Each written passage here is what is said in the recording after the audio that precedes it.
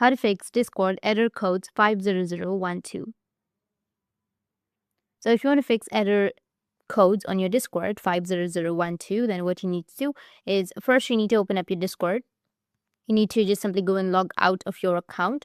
Once you log out of your account, you need to again log back in and then try the authorization link again and see if it works.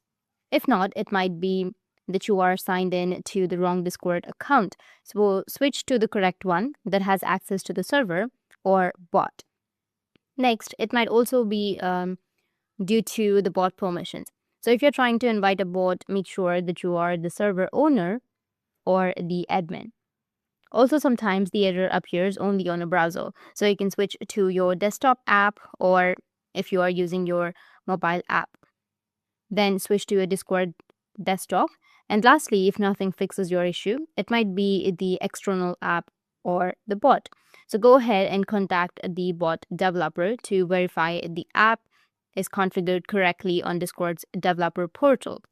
Or you can also open up your Play Store and search for Discord and go with updates if you have any updates on your Discord. And after updating, your problem might be fixed. So that's it. And if you have any questions, feel free to comment below. Thanks for watching.